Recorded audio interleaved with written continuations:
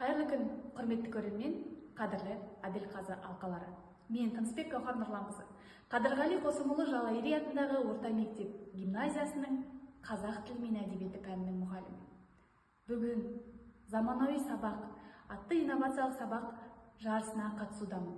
Маған сәттілік тілеп, қолдау көрсетіңіздер. Сәлеметсіздер ме балалар? Барлығымыз түгелдіз ба? Жақсы отырғандар. Бүгін сәуір айының жас баламыз аспан әлемінің құпиялары бүгін осымен бөліміміз аяқталады. Сабағымыздың негізгі мақсаты мәтіндегі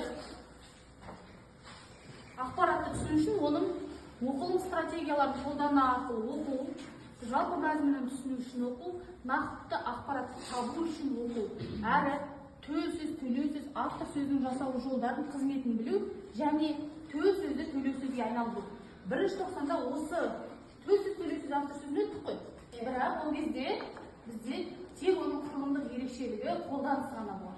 Енді бүгінгі сабақтан кейін біз оны төл сөзді төлеу сөзге, төлеу сөзді төл сөзге айналдырып жазба жұмысында қолдана алуымыз керек. Соған үйреніп дағдылануымыз керекпіз.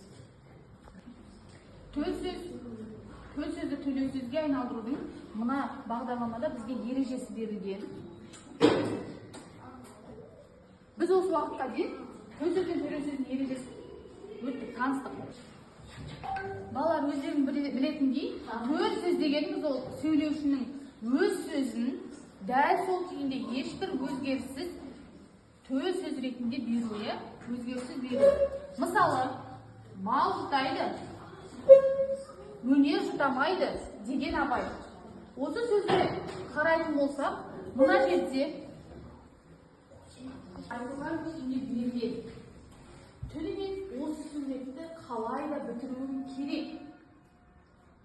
Бұл жерде деп ойлады қарт сөзіміз. Мына мәтіннің бөлімін қарайтын болсақ, тырнақшамен берілген. Бұл автордың өзінің сөзі, яғни төл сөз. Ал мына жерде деп ойлады қарт, бұл автордың сөзі. Кейбір шығармаларда автордың сөзі осылай тырнақшамен бөлініп жекеше түрде жазылмайды. Ол жерде автор өзінің ойын монолог ретінде баяндай береді. Ал мына жерде біз диалог арасында болатын сөздерді немесе цитаталарды осындай тырнақшалармен ерекшелеп көрсетеміз.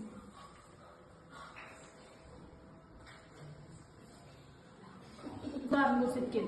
Яғни баяндаушы ашық райда болса, төлеу сөзге ол сәйкес шарттағы қанша ережесі берілген мына жерде? Әрбір шарт. Мысалы, яғни осы шарттар ашық райда қолданылады. Нелері бірнеше ғаламшардан тұрады. Дәл қазіргі осы шарттар ашық райда қолданылса, мен айтамын, 20-шы ғасырда, 19-шы ғасырда бір ғалым айтқандай, күн жүйесі бірнеше ғаламшардан тұрады. Мен өз атынан емес, оны бұрынғы өткен шақпен айтып баяндап тұрмын.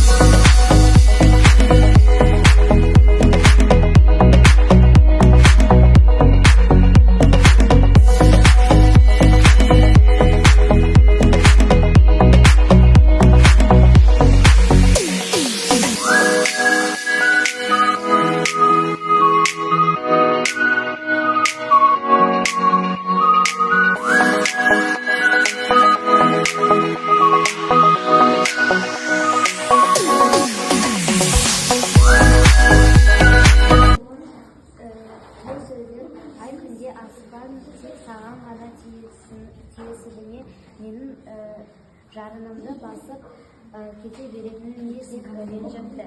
Бұл төл сөздер. Оның ерекшеліктері оның тырнақша мен оның басталу кезінде қос нүкте қойды. Ал төлеу сөз ол кәдімгідей бір сөйлем болып автор өз ойын айтады. Яғни төлеу сөз бен автор сөзі ол бір болып кейбіргенде көрінеді. Қазір біз төл сөзді төлеу сөзге айналдырамыз. Ай күнге асқан тек саған ғана тиесілі еме. Мен жарықымды басып кете беретінін не деп ренжітті. Ал бұның төлеу сөзі ай күнге ренжігенін айтты. Biz автордың ойын қысқаша тілге келтірдік.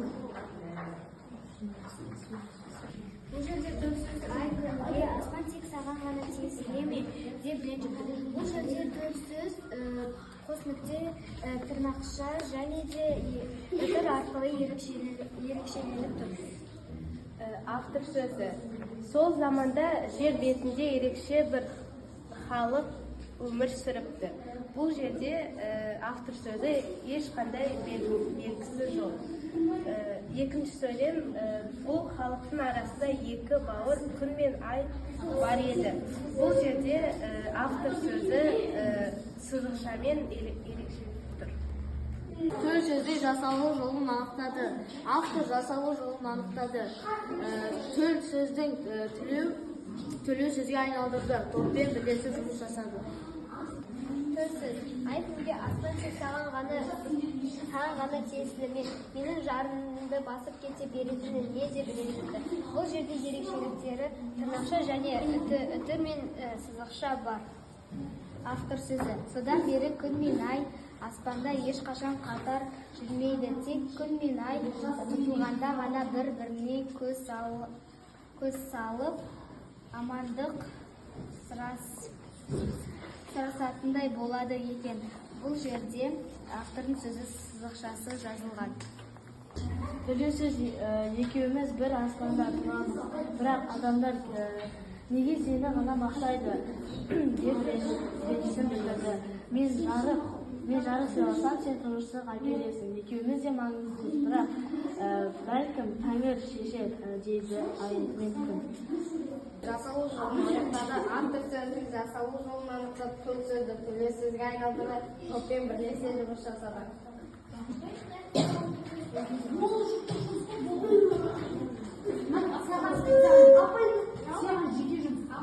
Апаймен Ахметті егістің мәні. Ашында да қайдадан сол olmuşlar. Аға кетен осы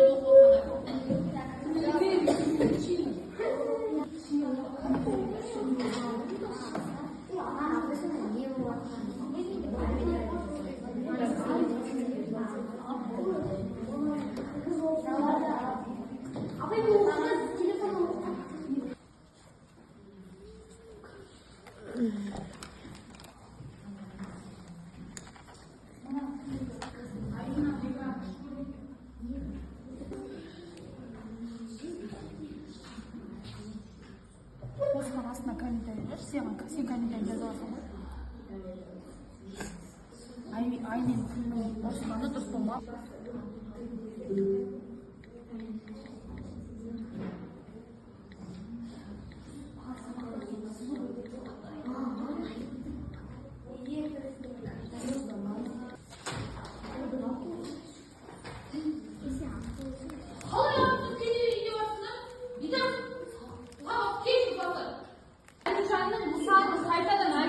Басынан аяқ сол мысал дұрыс болған. Өте күшті құрастырған.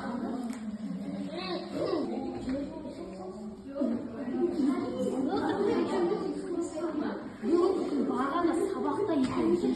Тасың аспанға жетпесе де өзіңді тауып алатынын айтты. Қажет деп отыр балалар.